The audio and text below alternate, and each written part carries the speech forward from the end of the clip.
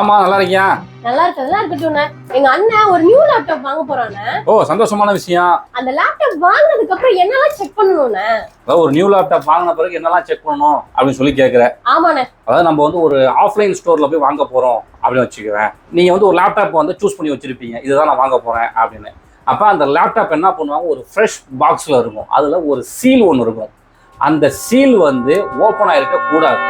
Suppose அந்த seal வந்து open ஆயிருந்தால் எனக்கு வந்து இந்த பாக்ஸ் வேணாம், எனக்கு சீல்டு பேக்கோட இருக்கிற பாக்ஸ் எடுத்துட்டு வாங்க அப்படின்னு சொல்லிட்டு நீங்க அந்த சீல்டு பேக் உள்ள லேப்டாப்பை தான் வந்து நீங்க சூஸ் பண்ணணும். அதுவே ஆன்லைனா இருந்தா ஃபர்ஸ்ட் பாக்ஸ்ல இருக்குது லேப்டாப்பா இல்ல கருங்கெல்லாம் செக் பண்ணணும் இல்லன்னா? ஆமா, அது என்னமோ ஒண்ணுதான்.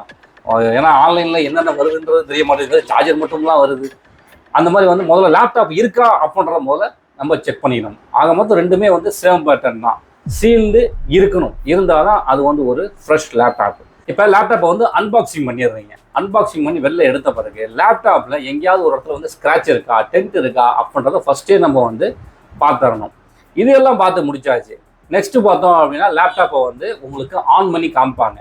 அந்த மாதிரி ஆன் பண்ணும் பொழுது டைரக்டா விண்டோஸ்குள்ள போகக்கூடாது. அப்புறம் எப்படின்னு ஆன் பண்ணா விண்டோஸ்குள்ள தானே போகும்? ஆமா, நிறைய பேர் அதான் நினைச்சிட்டு இருக்கீங்க. அப்படி கிடையாது. ஆன் பண்ணோடனே ஓஎஸ் செட்டப் கேட்கும். அதாவது லாங்குவேஜ் என்ன, இந்தியாவா, அடுத்து கீபோர்டோட லாங்குவேஜ் என்ன, இந்தியா, அந்த மாதிரி உங்களோட நேம் கேட்கும், பாஸ்வேர்டு கேட்கும். இந்த மாதிரி ஒரு சில செட்டிங்ஸ் எல்லாம் கேட்ட பிறகுதான் அடுத்து ஓஎஸ்குள்ளேயே போக ஆரம்பிக்கும். இதுதான் ஒரு ஃப்ரெஷ் லேப்டாப்.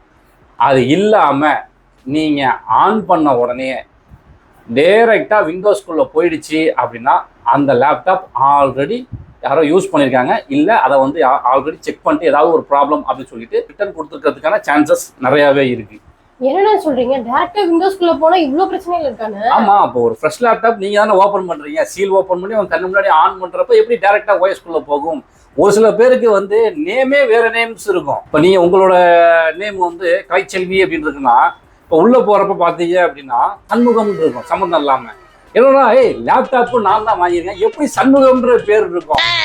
அதெல்லாம் ஒரு குழப்பங்கள் வந்து நிறையவே இருக்கும். அதெல்லாம் வந்து நம்ம ஜாக்கிரதையா பார்த்து வாங்கணும். ஆன்லைன்ல வாங்கினாலும் சரி, ஆஃப்லைன்ல வாங்கினாலும் சரி, இது வந்து ரெண்டுத்துக்கும் வந்து காமன். அடுத்து நம்ம முக்கியமா பார்க்க வேண்டியது இந்த 2026ல வந்து இந்த சீரியல் நம்பர் அப்படின்றது. இந்த சீரியல் நம்பரை பொறுத்த அளவு உங்களோட லேப்டாப் பேக் சைடு பார்த்தீங்கன்னா இந்த சீரியல் நம்பர் கொடுத்துருப்பாங்க.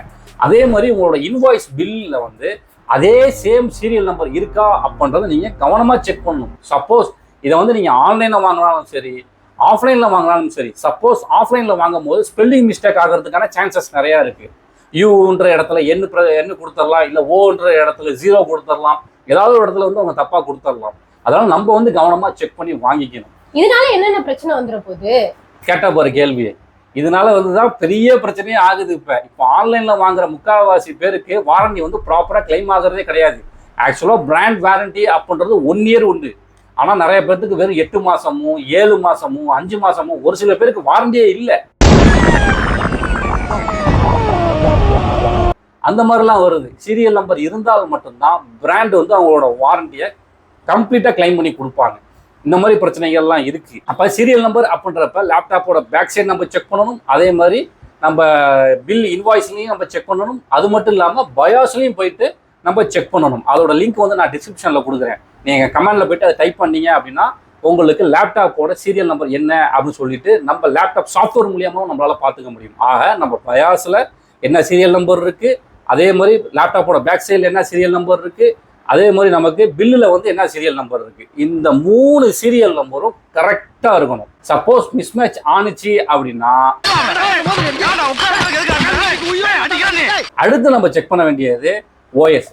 ஓஎஸை பொறுத்தளவு நம்ம வந்து ஒரிஜினல் ஓஎஸ் தான் இருக்கா, இல்லை பைரேட்டட் ஓஎஸ் கொடுத்துருக்காங்களா அப்படின்னு செக் பண்ணணும். அதை வந்து நீங்கள் ப்ராப்பர்ட்டிஸில் போய் செக் பண்ணீங்க அப்படின்னா ஆக்டிவேட்டட் அப்படின்னு இருக்கணும். அந்த இடத்துல ஆக்டிவேட்டடுன்னு இல்லை, வேற ஏதாவது ஒன்று நான் ஆக்டிவேட்டடு இல்லை வேற ஏதாவது ஒரு ஆப்ஷன் இருந்துச்சு அப்படின்னா உடனே வந்து நீங்கள் அவங்க ஷாப்பில் கேட்கணும், ஏன் வந்து எனக்கு ஆக்டிவேஷன் ஆகலை விண்டோஸ் அப்படின்ற மாதிரி நீங்கள் கேட்கணும்.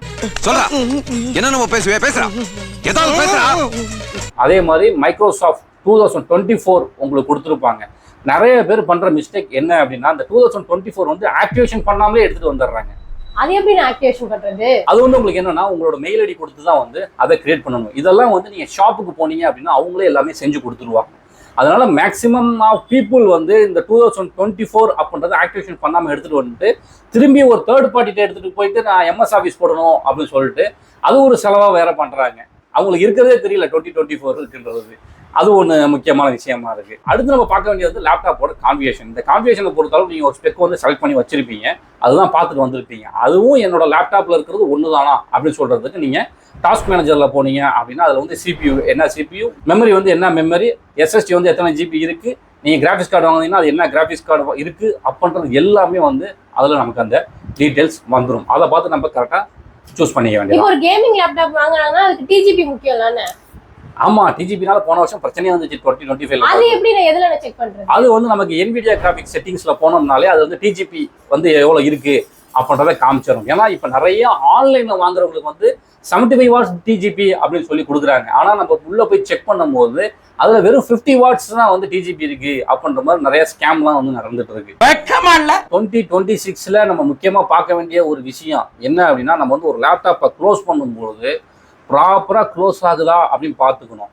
அந்த கேப் இருந்துச்சு அப்படின்னா ஃபியூச்சரில் கண்டிப்பாக உங்களுக்கு வந்து ஹின்ச்சஸ் ப்ராப்ளம் வர்றதுக்கான சான்சஸ் நிறைய இருக்கு. என்னன்னா வாழ்க்கையிலே கேப் இருக்கு, லேப்டாப்ல கேப் இருந்தா என்னென்ன வாழ்க்கையில கேப் இருக்கா? கேப்புக்கு லேப்டாப்புக்கு அதுக்கு என்னடா சம்பந்தம்? நீங்க ஒரு கேமிங் லேப்டாப் வாங்கினீங்க அப்படின்னா கண்டிப்பா பெஞ்ச் மார்க் வந்து டெஸ்ட் எடுத்து பாருங்க. அது வந்து ரொம்பவும் ஒரு முக்கியமான விஷயமா இருக்கும். ஏன்னா அந்த பெஞ்ச் மார்க் எடுக்கிறப்ப லேப்டாப்போட கெப்பாசிட்டி எந்த அளவுக்கு இருக்கு அப்படின்றத அது வந்து காமிச்சு கொடுத்துரும். அதெல்லாம் எடுத்தோன்னே நீ ஒரு கேமரா இருந்தீங்கன்னா அது போட்டு பார்த்துங்க. மற்றபடி மற்ற ஆளுங்களுக்கு யாருக்கும் தேவை கிடையாது. அதான் இப்போ வர லேப்டாப் எல்லாத்துலையும் முக்கியமாக செக் பண்ண வேண்டியது வந்து ஒய்ஃபை, ப்ளூடூத், இது ரெண்டும் அட் அ டைமில் ஒர்க் ஆகுதா அப்படின்றத நீங்கள் செக் பண்ணணும். சப்போஸ் உங்களுக்கு வந்து ஒய்ஃபை ஒர்க் ஆகும், அடுத்து நீங்கள் ப்ளூடூத்தை கனெக்ட் பண்ணும்போது ப்ளூடூத் அடிச்சு ஆஃப் ஆகிடும்.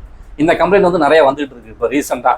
அதெல்லாம் அது ரெண்டுத்தையும் செக் பண்ணிங்க. சவுண்டு கரெக்டாக இருக்கான்னு பார்த்துங்க, வெப்கேம் கரெக்டாக ஒர்க் ஆகுதான்னு பார்த்துங்க, கீபோர்டு பர்ஃபெக்டாக ஒர்க் ஆகுதா, டச் பேடு கரெக்டாக ஒர்க் ஆகுதா, USB போர்ட் எல்லாமே நமக்கு கரெக்டாக ஒர்க் ஆகுதா, C-type போர்ட் எல்லாமே ஒர்க் ஆகுதா, அதே மாதிரி நமக்கு வந்து டிஸ்பிளேல ப்ளீடிங் எதுவும் இருக்கா அப்படின்னு சொல்லிட்டு ப்ளீடிங் டெஸ்ட் போட்டு பாருங்க. அந்த ப்ளீடிங் டெஸ்ட் எப்படி நான் பார்க்குறது? நீ கூகுளில் போயிட்டு ப்ளீடிங் டெஸ்ட் அப்படின்னு சொல்லி அடிச்சிங்கனாலே அதுலேயே வரும். அது வந்து பிளாக், கிரீனு, ஒயிட்டு இந்த மாதிரி வரும். அதில் ஏதாவது ப்ளீடிங் இருக்கா அப்படின்றத நீங்கள் செக் பண்ணிக்கிங்க.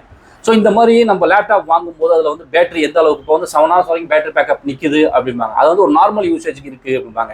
அப்போ நம்ம அதை நார்மல் யூசேஜ் பண்ணி அதோட பேட்டரி வந்து நம்ம செக் பண்ணி பார்க்கணும். இப்போ 7 hours இருக்குது அப்படின்னா மினிமம் அது வந்து 4 hours பேட்டரி பேக் அப்படின்றது நிற்கணும்.